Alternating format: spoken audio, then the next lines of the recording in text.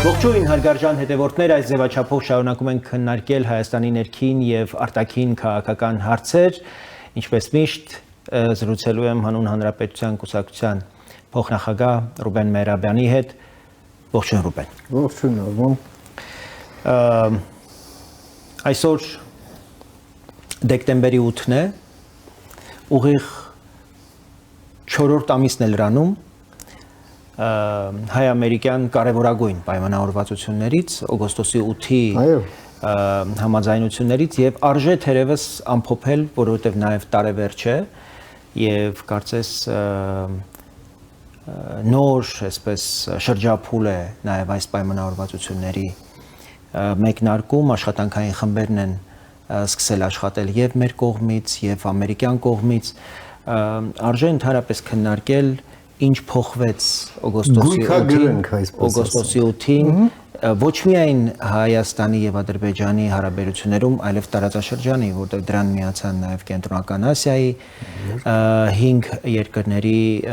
հանդիպում տեղի ունեցավ առաջնորդների Վաշինգտոնում, որը չէր կարող տեղի ունենալ, եթե օգոստոսի 8-ին տեղի չունենար Հայաստանի եւ Ադրբեջանի միջև խաղաղության գործարքը։ Խնդրեմ։ Դե նաև ուղիղ 1 տարի առաջ էր, երբ վերաբացվեց Փարիզի Աստվածամոր տաճարը եւ այդտեղ տեղի ունեցավ առաջին հանդիպումը Նիկոլ Փաշինյանի, Էմանուել Մակրոնի եւ ընտրված նախագահ Դոնալդ Թրամփի միջև Փարիզում, հենց տաճարի մեջ։ Եվ ոնց որ առաջին փորձից ստացվեց ներդաշնակեցնել մեր տեսլականները, պատկերացումները ապագայի մասին եւ հետո այդ ամենը արդեն վերածել process-ի եւ պրոյեկցել գետնի վրա բոլոր մտահղացումները արդյունքում այո մենք ունենք օգոստոսի 8 այսօր 4 ամիսն է լրանում դրա եւ կարող ենք մենք ասել որ մեր տարածաշրջանը պայմանական օգոստոսի 7-ին եւ այսօր դեկտեմբերի 8-ին դրանք տարբեր տարածաշրջաններ են արդեն տարբեր տրամաբանությամբ առաջ գնացող եւ տարածաշրջան ասելով նկատի չունենք միայն հարավային Կովկասը, շատ ավելի լայն տարածաշրջան, որտեղ ներառյալ կենտրոնական Ասիա, ներառյալ մերձավոր արևելք, իհարկե, ներառյալ նաեւ մեր հարավային լավ հարևան Իրանը, որը նույնպես շատ լուրջ տրանսֆորմացիաների մեջ է եւ դեռ այսպես ասենք այդ տրանսֆորմացիաները շատ լուրջ դինամիկա ունեն եւ դեռ հերթական շրջափուլ չեն թևակողել, որոնք թերևս շատ ավելի կապ ունեն 12-օրյա պատերազմի հետ, բայց օգոստոսի 8-ից հետո այսպես կամ այնպես զարգացումները շոշափելու են նաեւ Իրանի արտաքին քաղաքական օրակարգերը։ Իրանն էլ ինքն է ադապտացվում իր հյուսիսում շատ կարևոր տարածաշրջանում տեղի ունեցող փոփոխություններին, տարածաշրջան, որը Իրանին կապում է Եվրոպայի հետ։ Եվ Իրանը մենք տեսանք այս փոփոխություններին ոնց որ թե պատրաստ չէր եւ շոկային էր իր համար, գոնե առնվազն Իրանի իշխանության մի թևի համար։ Բայց դա ի վերջո այլ բան չի մնում, քան հարմարվել դրան, որովհետև սա շանս է նաև իրենց համար,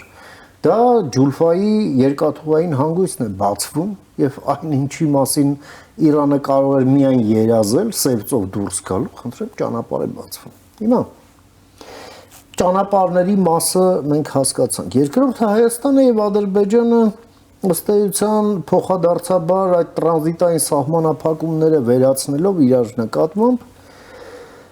նոր տրամաբանություն են մտցնում ընդհանրապես պետական շահերի պատկերացումների մեջ թե Հայաստանի թե Ադրբեջանի պարզվում է որ այն ինչ որ այն տրամաբանությամբ որ մենք շարժվում ենք որ այն ինչ լավ է Ադրբեջանին ապրիորի վատ է մեզ եւ հակառակը դա այդքան էլ այդպես չի որտեղ բաներ կա որ եթե լավ է Ադրբեջանի համար գուցե լավ է նաեւ մեր համար եւ հակառակը այնինչ վատ է Ադրբեջանի գուցե հենց դա մեզ համար էլ է վատ Այս բոլորը պայմանավորված է մեծապես հենց օգոստոսի 8-ի համաձայնություններով, այսինքն եթե չլինեին այդ համաձայնությունները շատ տրանսֆորմացիան տեղի ունենալ։ Ի վերջո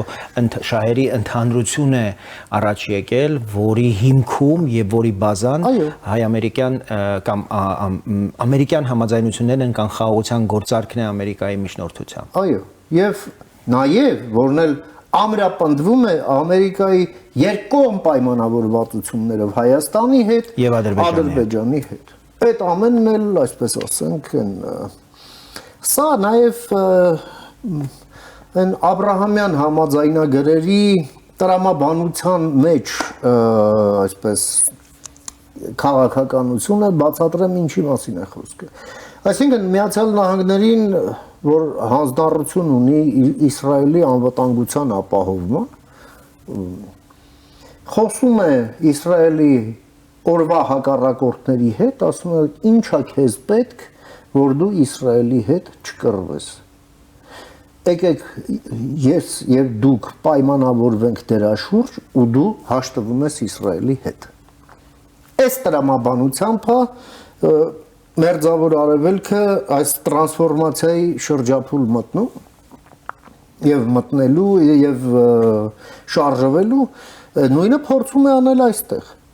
Կենտրոնական Ասիայում շատ ավելի հեշտացավ։ Ի վերջո մեր տարածաշրջանում այս տրանսֆորմացիայի խաթանը նաեւ դարձավ Եվրամիության եւ Միացյալ Նահանգների այսպես առաջնահերթություն դարձած շահերը կենտրոնական Ասիայում եւ մեր տրանզիտային նշանակությունը բարձրացավ միանգամից հետաքրքրությունների կենտրոնացում նախորդային Տոկաևներ Եվրամիությունում, որտեղ առանձնահատուկ շեշտվում էր Ղազախստանի դերակատարությունը ուրեմն օգոստոսի 8-ի խաղաղության գործարքի ուրեմն հարցում, այսինքն կենտրոնական Ասիայի ամենաառանցքային երկիրը, որը մեզ հետ ունի չափազանց խորը ռազմավարական արդեն բնույթի հարաբերություններ եւ ներդաշնակություն Եվրոպական միությունում ուրեմն դրա նշանակությունն է ընդգծվում Ղազախստանի ուրեմն կայացած համաձայնությունների, կայացած գործարքի, խաղաղության գործարքի հարցում։ Եվ սա չափազանց կարևոր է, որ ընդհանրապես պայմանավորվածությունների մեջ մենք ավելի շատ իրապես բարեկամներ եւ գործընկերներ ունենանք եւ ինչքան հնարավոր է շատ շահեր այստեղ միահյուսվեն, որովհետեւ որքան շահ, այնքան ավելի շատ անվտանգություն, որքան շատ շահառու այս ձեռքբերված պայմանավորվածություններից այնքան անվտանգությունը ավելի հարատև, ավելի կայուն կարող է լինել։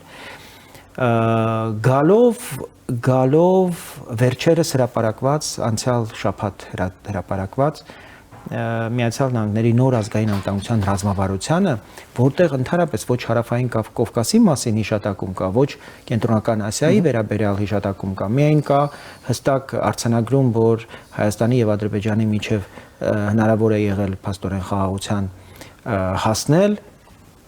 եւ դա եղել է Միացյալ Նահանգների շնորհիվ, Միացյալ Նահանգների նախագահի անձնական ուրեմն ներդրումն է եղել եւ լեգիտիմ հարց է ընդհանրապես հնչում, ինչպես կարող է երկրի ազգային անվտանգության նոր ռազմավարության մեջ, դոկտրինի մեջ չնշվել նույնիսկ տարածաշրջանը չհիշատակվել եւ մենք ակնկալենք, որ այդ երկիրը կարող է առանձնահատուկ ուշադրության տակ պահել օրինակ ռեգիոնալ նշանակության այն համաձայնությունները, որոնց վերաբերյալ հիմա մենք փորձում ենք ամփոփում իրականացնել, խոսքը օգոստոսի 8 եւ դրանից անդին տեղի ունեցած զարգացումներն են, որոնք ամբողջ հարավային Կովկասի եւ կենտրոնական Ասիայի աշխարհաքաղաքական, աշխարհատնտեսական հերանեկարներին է վերաբերում։ Եվ այո, եւ ոչ։ Դե որովհետեւ տեքստում չկա, ուրեմն այդ հարցը դառնում է միանգամից լեգիտիմ, այդ մյուս կողմից էլ սրա հակառակինն է, ի վերջո։ Միացյալ Նահանգները այո հռչակում են սկզբունքը խաղաղություն ուժի միջոցով։ Խաղաղություն ուժի միջոցով, այսինքն չկռվել։ կռվողը պրոբլեմա ունենալու։ Միացյալ Նահանգները առաջարկելու են գործարք, դա տեքստում է, հա, այդ մեթոդաբանությունն է դրված, առաջարկելու են գործարք խաղաղության հասնելու համար, այնտեղ որտեղ դեռ պատերազմները շարունակվում են։ Մեկ, երկրորդը Չինաստան։ Եկեք համաձայնենք, որ Կենտրոնական Ասիան Չինաստանի զսպման հարցում Եվրասիա մայրցամաքում առանցքային նշանակություն ունի։ Եվ այդտեղ դիլեման հետևյալն էր։ Իդեպ Աննա Օհանյանի հետ էլ մենք որ խոսում ենք, հենց այդ հարցն էլ շոշափվեց, թե այդ ոնց ստացվեց, որ սենց միանգամից հետաքրքրություն առաջացավ, թե Եվրամիության, թե Միացյալ Նահանգների մոտ Կենտրոնական Ասիայի նկատմամբ, այնպես չի, որ Կենտրոնական Ասիայում հենց հումքեր կան, որ ուրիշ տեղ չկա։ Տրամաբանությունը հետևյալն է, այո, Չինաստանի ցամաքային ճանապարհները դեպի Եվրոպա դա գնահատվում է առևտրի տեսակետից, կոմերցիայի տեսակետից շահեկան, բայց այդ ճանապարհներով չպետք է գա չինական ազդեցություն քաղաքական։ Իսկ դա նշանակում է, որ այդ կոմունիկացիաներով քո ազդեցությունը պետք է գնա։ Ուրիշ օպցիա չկա ուղղակի։ Հետևաբար կարող ենք այստեղ ասել, որ մնացածը կներեք շղթայով արդեն գալիս է։ Ահա, ուրեմն հենց դրա մասին խոսենք։ Անմիջական Միացյալ Նահանգների սպառնալիք հրճակվում է Չինաստանը։ Այո, ընդ որում երկարաժամկետ այս ռազմավարության մեջ նախանշված դրույթների մասին ենք խոսում։ Եվ անմիջապես Միացյալ Նահանգների տնտեսությանը սահմաններին առնչվող սպառնալիքներն են, որտեղ են գտել այս ռազմավարության մեջ։ Մնացած բոլոր խնդիրները, կնճիռները եւ հակամարտությունները, որոնք այս կամ այն կերպ Միացյալ Նահանգների համար կարևորություն ունեն, դրանք ուղղակի եւ անուղղակի կապ ունեն ուրեմն այդ սպառնալիքների հետ եւ կարող ենք ասել, որ միջին միջանցքը, որի նկատմամբ այս ահռելի հետաքրությունը Միացյալ Նահանգների մոտ առաջ եկավ դեռ նախորդ վարչակարգի ժամանակներից Ջեյմս Օբրայենը, այո, հստակ նշում էր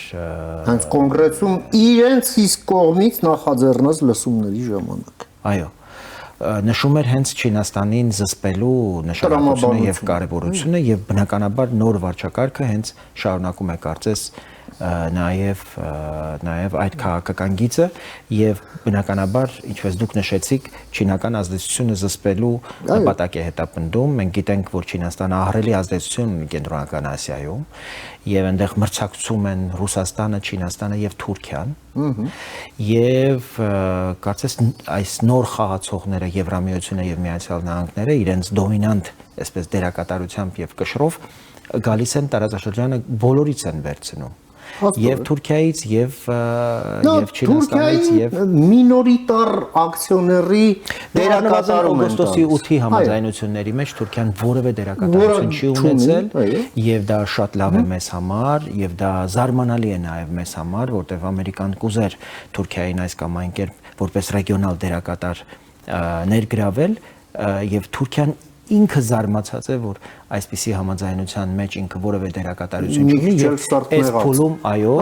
այս փուլում հիմա փորձում են ամերիկացիները այս կամ այն կերպ ներգրավել Թուրքիային ինչ որ բաների դիմաց այդ թվում նաեւ հայ-թուրքական սահմանը բացելու միայն եւ բացառապես ամերիկյան շահերի վեկտորի մեջ տեղավորված այլ ոչ թե սեփական խաղով հա ես ձեզ մի կարևոր տեղեկություն փոխանցեմ որ ամերիկացի եւ հայ գործընկերների հետ վերջերս Միացյալ Նահանգներում քննարկումներում եմ կարողացել հայտնաբերել եւ ողջել, որ մենք խոսում ենք մեկ տրիպի ընդհանրապես նախագծի մասին, բայց այս պահին ամերիկացիների հետ նաեւ հայ գործընկերները քննարկում են մի քանի տրիպի տրամաբանության ուրեմն ճանապարհների մասին, որի մաս կարող է լինել նաեւ Թուրքիան եւ Թուրքիան կարող է տրիպի ընդհանուր այդ շղթայի մաս դառնալ, բայց դա չլինի այն տրիպը, որը անցնելու է Հայաստանի Մեղրիի այդ 43 կիլոմետրի մետրով, բայց դրան զուգահեռ այլ ուրեմն ճանապարհներով, որոնք լրացնելու են միջանցքի ընդհանուր այդ ճանապարհային որովհետև հաշվի առնելով այն բեռնափոխադրումների այն ուղղակի անպատկերացնելի ծավալները, եղած ճանապարհները չեն բավարարելու ոչ Հայաստանի, ոչ Ադրբեջանի, ոչ Վրաստանի։ Նոր եւ նոր ճանապարհների կարիք ենք մենք ունենալու եւ ուղղակի դժվար է պատկերացնել թե ինչ է լինելու տարածաշրջանը 20 տարի հետո ինչքան ճանապարհներ են այստեղով անցնելու այս նեղ փոքր տարածաշրջանը։ Իհարկե այստեղ շատ կարևոր է նաև հասկանալ թե Միացյալ Նահանգները որքան հետևողականորեն կշարունակի գտնվել ուկրաինական հակամարտության կարգավորման գործում, որտեղ ամեն ինչ նաև կախված է լինելու այդ հակամարտության ելքից եւ Ռուսաստանի հնարավոր քաղաքական ուրեմն գործողություններից, որ հաջորդելու են դրա։ Եվ հույս ունենանք, որ այդ պատերազմից հետո նոր կատակլիզմներ մեր տարածաշրջանում հնարավոր չեն լինի, առնվազն գոնե Միացյալ Նահանգների եւ Ռուսաստանի հետ նոր պայմանավորվածությունների արդյունքում այս ձեռք բերված ահռելի պայմանավորվածությունները, օրինակ որպես մանրադրամ չեն դառնա առևտրի առարկա։ Չէ, ես ի վերջո Չերչիլն էր, չէ, ասում էր Միացյալ պետք է միշտ վստահել Միացյալ Նահանգներին, նրանք միշտ գալու են ճիշտ որոշման, բայց միայն այն բանից հետո, երբ կփորձարկեն բոլոր ոչ ճիշտ տարբերակները։ Դե հիմա սա է, ի վերջո Միացյալ Նահանգների համար տեսեք ոչ վաղ պատմությունում, չէ, էլի սենց իզոլացիոնիստական, այս Մոնրոյի դոկտրինի տրամաբանության մեջ նոր դեպրեսիայից դուրս եկած գիտեք, այդ բուտլեգերների պատմությունը, այդ մաֆիան, այդ Ալ Կապոնեն, այդ գործազրկությունը, զանգվածային ինքնասպանություններ, ալկոհոլիզմ, ընտանիքների քայքայում, ողբերգություն։ Միացյալ Նահանգները նոր էր ուշքի գալիս, սոցիալական աշխատանքներ, չեն Ռուզվելտի այդ բանի մոտ, Բուխարեի մոտից այդ զրույցներ, որ մարդկանց ապրելու ոնց որ հույս տա։ Բայց գալիս է Փերլ Հարբորը։ Այդ ժամանակ ամեն ինչ փոխվում է։ Բայց Փերլ Հարբորից անցած 4 տարի Միացյալ Նահանգները դառնում են աշխարհի թիվ 1 պետությունը։ Ավելին կամ բրիտանական կայսրությունը, որ այդ հաղթանակից հետո սկսում է փլուզվել։ Հաղթանակից հետո։ Եթե առաջին համաշխարհայինի ժամանակ կայսրությունները, պարտված կայսրություններին փլուզվում, այս դեպքում փլուզվում էր հաղթած Միացյալ Նահանգների դաշնակիցը, պատմություններ տրամաբանությունն ունի։ Հետևաբար փորձելով բոլոր ոչ ճիշտ տարբերակները, տեսեք Միացյալ Նահանգները սկսել են մաքրել իրենց առաջին օրբիտան վնասակար ազդեցություններից։ Դա արևմտյան կիսագունդն է։ Հղումը Մոնրոյի դոկտրինին 200 տարի առաջվա, դրա մասին է, որ այն բոլոր չարորակ ազդեցությունները, կոմունիստական, տոտալիտար,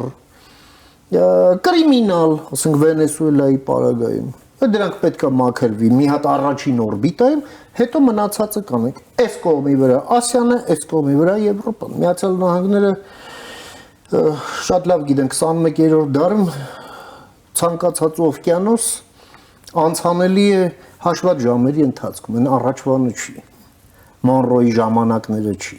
Հետևաբար այս ամենը ուղղակի մի հատ նոր ռեստարտ է Միացյալ Նահանգների համար եւ իհարկե այդ դոկտրինի տեքստը, որ նայում եմ, համեմատելով են Ջորջ Բուշ կրծերից սկսած նայել եմ, հա, հեչ դոկտրինի լեզվի նման չի, ոնց որ ռեֆերատ լինի, ասենք կուրսային աշխատանք, են էլ ոչ ամենալավ ուսանողի կողմից գրված, նենց էկլեկտիկ երևում է, նենց մի քանի հոգի են էլի մասնակցել դրա մեջ, ընդ որում ամեն մեկն իրանն է գրել ու ստացվել է այն ճաշի մեջ մի քանի հոգով են աղլացրել, ճաղի է ստացվել, այս սենց տպավորություն հում է երևի, չգիտեմ, Մենք ինչքանով ենք գալով մեզ եւ մեր տնային աշխատանքին, մենք ինչքանով ենք համարժեք, ինչքանով ենք գիտակցում եւ ինչքանով ենք պատկերացնում,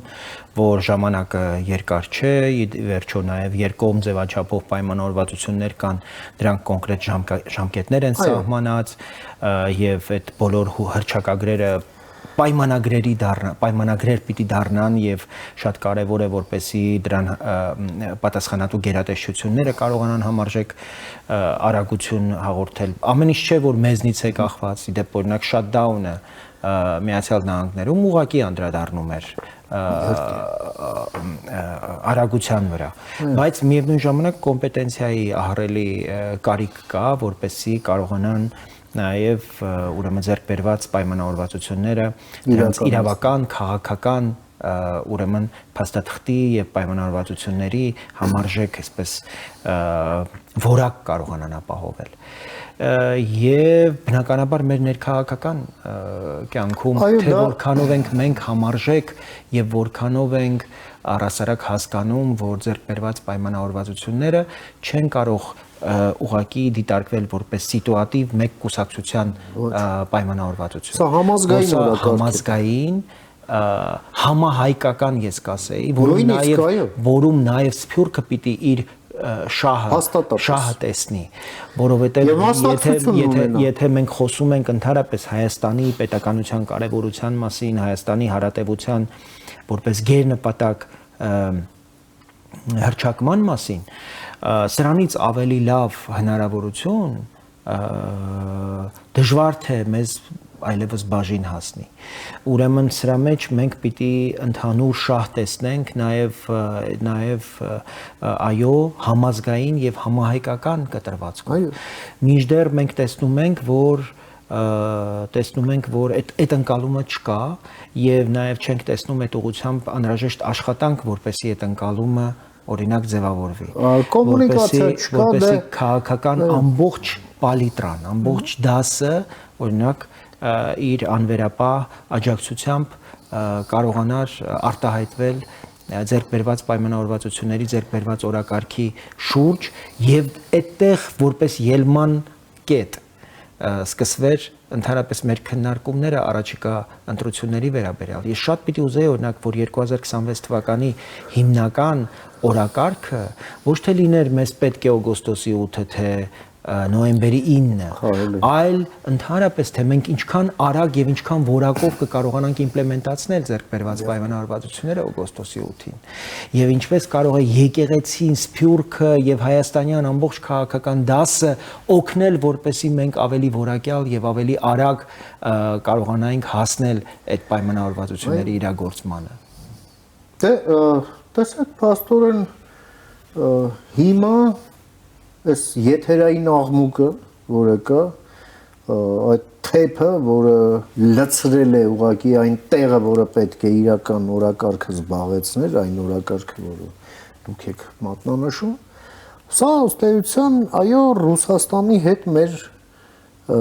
վերջին տասնամյակների հարաբերությունների հետևանքներն են, որ աղմկում են, եւ այն հետևանքներն են, որը պետք է վերացվեն։ Այսինքն պետությունը նաև այդ օրակարգը պետք է իր առաջ դնի եւ անշեղորեն արագ վճռականորեն եւ հետեւողականորեն իրականացնի եւ այդ թեփից մաքրի դաշտը իրական օրակարգերի իրական խոսակցությունների համար եւ այդ իմաստով նաև այս եկեղեցու շուրջ այս քաշքշուկն է այս քաղաքական որոշ սուբյեկտների այս աղմկարարությունն է, հա, որ ձայնային առումով էլի լցնում է տարածքը։ Այս ամենը հարցեր են, որոնք այո պետք է արդեն ռեստրիկտիվ միջոցներ կիրառի պետությունը, սահմանափակող միջոցներ, օրենսդրությունը մենք խոսել ենք այդ մասին, օրենսդրությունը որ մասով որ չի բավարարում եւ դրա միջազգային փորձը կա, ժողովրդավարական փորձը, ժողովրդավարությունը պաշտպանելու հենց հրամայականով թելադրված այդ փորձը այո պետք է Հայաստանում կիրառվի, անվարան ձևով ընդ որում, առանց երկար բարակ մտածելու։ Այստեղ չափազանց կարևոր մի նկատառում եւս մենք չափազանց ինտենսիվ այցելություններ ենք իրականացնում Հայաստանի տարբեր մարզային բնակավայրեր եւ մարդիկ շատ անհաղորդ են այս օրակարգերին եւ այս պայմանավորվածություններին, մարդիկ դերևս ամբողջությամբ չեն ընկալում, թե Հայաստանը ինչպիսի հնարավորությունների պատուհան է ստացել եւ չափազանց կարեւոր է որպեսզի Հայաստանում եւ կառավարությունը եւ քաղաքական դասը կարողանան ժամ առաջ ձեռքբերված պայմանավորվածություններին այնպիսի տեսք տալ, այնպիսի արագություն տալ, որ մարդիկ իրենց մաշկի վրա հերավոր բնակավայրերում, սահմանային բնակավայրերում նույնիսկ զգան, թե ինչպիսի հերանեկարներ եւ հորիզոններ է ստեղծում այս պայմանավորվածությունները տնտեսական իմաստով, քաղաքական իմաստով, անվտանգային իմաստով, որ դրանք էական ազդեցություն կարող են բերել ցանկացած անհատի բարեկեցության, եկամուտների վրա։ Սա չափազանց էական է, որպեսզի մենք նաև ինդիվիդուալ անհատական մակարդակում ցույց տանք, որ օգոստոսի 8-ը կարող է շրջադարձային դառնալ, որպեսզի մարդիկ իսկապես վաղվա նկատմամբ մեծ հույսեր կարողանան ձևավորել, այդ հույսերն էլ պետք է սպասարկվեն համապատասխան ռազմավարական ծրագրերով, քաղաքականությամբ, այսինքն մարդիկ պիտի տեսնեն, որ օգոստոսի 8-ի պայմանավորվածությունները իրապես հնարավորություն են ստեղծել նոր ներդրումների, նոր աշխատատեղերի, նոր փոքր ժամանակ է ստեղծել, որ կարելի է արդեն սրա վրա տրամադրել։ Այո, բայց դրա մասին պիտի խոսվի, մարդիկ պիտի հասկանան, որ այս ժամանակը հենց այնպես չի տրվել մեզ։ Ջրային ռեսուրսների ռազմավարություն, գյուղատնտեսության ռազմավարություն, էներգետիկայի ռազմավարություն, իդեպ Միացյալ Նահանգների հետ այն հուշագրերից մեկը վերաբերվում է ատոմային էներգետիկային, ինձ թվում է արդեն ժամանակն է, որ Հայաստանը վերջնականացնի այդ նախարարի մակարդակով հայտարարություն ունենք, որ տարեվերջին պիտի լինի այդ հայտարարությունը, տարեվերջին էլ երկար չի մնացել։ Հույս ունեմ, որ այդ մասով մենք կունենանք այդ հայտարարությունը։ Այո, եւ որոշումը, որ արդեն կանցնի իրավապայմանագրային, որտեղ 26 թվականից մինչև 36 թվականը այդ 10 տարին այն ժամանակն է, որ պիտի մենք ուրեմն նոր ատոմակայան Իսկ սա էլ արդեն դուրս գա շահագործումից, որովհետև դել արդեն անհնարին է ֆիզիկական Եվ սրա հետ կապված նաև գործող ատոմակայանի հետ կապված եւս որոշումներ կան, ռուսները պայման են դնում, որ եթե իրենք չեն լինելու 2036 թվականին նոր ատոմակայանի կառուցողը եւ շահագործողը, ուրեմն այո, իրենք գործող ատոմակայանի նաև սերվիսն են կասեցնում։ Միացյալ Նահանգները ունեն այդպիսի փորձ սոցիալիստական երկրներում, Արևելյան Եվրոպայում, Ռումինիայում, ռուսական սովետական այդ Բուլղարիայում, Սլովակիայում, տուրբինային ատոմային կայանի, ուկրաինական ատոմակայանները, Հայաստանի այս մեծամորի ատոմակայանը եւ Ռովնոյի ատոմակայանը մեկին մեկ, նույնիսկ արտաքին տեսքով են, մեկին մեկ, հա, նույն հզորության, նույն ռեակտորն է, նույն եւ ամերիկացիները այդտեղ էլ պիտի մեզ օգնեն, որպեսզի մենք կարողանանք այս 10 տարին գործող ատոմակայանի։ Ուղղակի այո, Ռոսատոմը պետք է դուրս գա այստեղից, միանշանակ։ Այնպես ինչպես եւ արդեն խոսել ենք դրա մասին, հեծն է դուրս գալիս, RЖD-ն պետք է դուրս գա, Գազպրոմը պետք է դուրս գա։ Այո, պետք է դուրս գան։ Բավական է, որովհետեւ այո մենք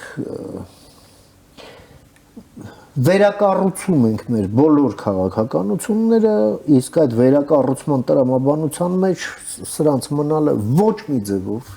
ուղղակի չի տեղավորվում, ինչքան էլ ով էլ ինչ էլ խոսա, չգիտեմ, բալանսավորումից, եթե այս բոլորը մենք կարողանում ենք հիմա խոսել, դրան մեզ ոնց որ հնարավորություն է տալիս հենց օգոստոսի 8-ի պայմանավորվածությունները։ Հայաստանը այնպիսի սուբյեկտայնություն է կարողացել ձեռք բերել, որ կարող է օրինակ հեծի կամ երկաթուղու կամ Գազպրոմի շուրջ այսպիսի մտածումներ ունենալ կամ Ռոսատոմի կամ այո Ռոսատոմին ընդհանրապես դուրս դնելու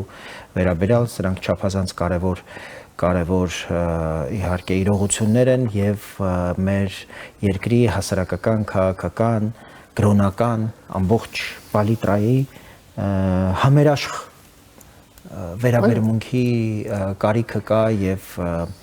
անհրաժեշտությունը կա ու այս իմաստով դեռ մինչև օրս եկեղեցին պաշտոնական դիրքորոշում չի հայտնել օգոստոսի 8-ի ձեռք պայմանավորվածությունների վերաբերյալ, որտեղ նաև տրամագծորեն իրենք հակառակ պատկերացումը ունեն եւ վերջերս նաև Արշակ Սրբազանի այդ ասուլիսը ուղղակի մատնեց, որ այն ինչ տեղի է ունեցել Մոլդովայում եւ Ուկրաինայում, որ դա չպետք է թույլ տանք, այսպես նաև ակնարկելով, որ այն ինչ Բելարուսի հետ է տեղի ունեցել, այ դա պիտի թույլ տանք, այ մեծ սրտով է։ Հիմա մեր ժողովուրդը կարծես իր ընտրությունը պիտի այստեղ եւս կատարի եւ առաջիկայում զարգացումները հենց նախանշելու են թե մեր ընտրությունը որ կողմում է։ Իդեպ օգոստոսի 8-ի հետևանքներից մեկն էլ այն ընթացքն էր, որ մենք արձանագրեցինք Եվրամիության հետ։ Սա եւս այդ հնարավորությունն է ստեղծել։ Խթանել, այսպես ասենք, այդ բարենպաստ ֆոնը ստեղծել։ Հիմա կարող է այնպիսի տպավորություն ստեղծվել, թե դե Եվրամիությունը դա միայն աշխարհաքաղաքականություն չէ, դա հա արժեքներ, դա լավ է, տնտեսություն դա ինչքան ստացվի։ Հա մեկել են վիզաները հանեն, էլի լավ է։ Դա տենց չի։ Եվրամիությունը մենք տեսնում ենք ինչ առանցքային դեր է ստանձնել եւ կատարում այդ դերը այս Ռուսաստան, Ուկրաինա, Միացյալ Նահանգներ եռանկյուն խաղ է բեկում Եվրամիությունը։ Իսկ սա արդեն աշխարհաքաղաքականություն է։ Եվ շատ ուղղակի բարենպաստ է մեզ համար, որ այդ հակասությունները, որոնք կան Ուկրաինայի հարցում, մեծ Եվրոպայի եւ Միացյալ Նահանգների միջեւ, այստեղ ամբողջությամբ սիներգիկ են։ Այո, սա ուղղակի համընթաց քամի է, որը մեզանից պահանջում է եւ այս իմաստով նախորդին ձեռք բերված պայմանավորվածությունները ռազմավարական բնույթի օրակարգի շուրջ ձեռք բերված պայմանավորվածությունները Հայաստանի եւ Եվրամիության միջև ավելի են կարևորվում եւ ավելի մեծ նշանակություն են ստանում եւ չափազանց կարեւոր է որպեսզի Հայաստանը իր հաջորդ քայլը կարողանա պատշաճ կատարել, ինչը կարող է լինել այս փուլում DCFTA-ի շուրջ, օրինակ ասոցիացման համաձայնագրի շուրջ։ Իսկ դա նշանակում է արդեն դուրս ԵԱՏՄ-ից, դուրս ԱՊՀ-ից, դուրս բոլոր ռուսական միավորումներից, Ռուսաստանի հետ երկկողմ քաղաքակիրթ, սիմետրիկ, հորիզոնական, ռեգլամենտացված, առանց երկակի հաշվապահության, թափանցիկ հարաբերություններ այն միջազգային օրենքներով, որով Ռուսաստանի հետ շփվում է քաղաքակիրթ աշխարհը։ Վերջ։ Մենք այլ նպատակ չունենք Ռուսաստանի հետ, փառքաստում ես հարևանել չի։ Բխում է նաև ապրիլի 5-ի 2024 թվականի ապրիլի 5-ի հայտնի գագաթնաժողովից Միացյալ Նահանգներ, Եվրամիություն, Հայաստան, որտեղ նախանշվեց այս ամբողջ պատկերը եւ մեծ հաշվով այս տարի հունվարի 14-ին հայ-ամերիկյան ռազմավարական կանոնադրության ընդունումը եւ նախորդին Հայաստանի եւ Եվրամիության միջև ռազմավարական օրակարգի շուրջ համաձայնությունը այն մի տարի առաջ ապրիլի 5-ին ձեռք բերված պայմանավորվածությունների հետևանքեր, որին դեմ էին հանդես գալիս ովքեր Հայաստանի շատ որոշակի քաղաքական շրջանակներ, Ռուսաստան, Թուրքիա, Ադրբեջան, միասնաբար եւ մենք հիմա ավելի որոշակի ենք պատկերացնում, թե ովքեր են ընդհանրապես Հայաստանի դիմադրողունակության, դիմակայունության եւ բարեկեցության ու ապագայի հարատեվության իրական հակառակորդները մեկ ընդհանուր ձևաչափով։ Իդեպ այդտեղ էլ լրջագույն փոփոխություններ են տեղի ունեցել։ Օրինակ հիմա Ադրբեջանի շահերից չի բխում Հայաստանի օրինակ թույլ գտնվել է այս տարածաշրջանում, որովհետև Ռուսաստանի դերակատարությունը, Ռուսաստանի ազդեցությունը մեծապես նաև Հայաստանում նրա ունեցած ազդեցությամբ էր պայմանավորված։ Որքան Հայաստանը ավելի շատ սուբյեկտայնություն կարողանա վերագտնել, այնքան Ռուսաստանի ազդեցությունը այստեղ Հայաստանում կթուլանա, այդքան Ռուսաստանը ավելի թույլ կլինի մեր տարածաշրջանում եւ ավելի քիչ գործիքներ եւ հնարավորություններ կունենա ուրեմն տորպեդահարելու համար այն գործընթացները, որոնք շահեկան են եւ Հայաստանի եւ Ադրբեջանի համար։ Նույնը վերաբերում է Թուրքիային։ Թուրքիան այլևս իր հայացքը ուղղել է դեպի արևմուտք, Բարակի նախորդային ասուլիսը ամբողջությամբ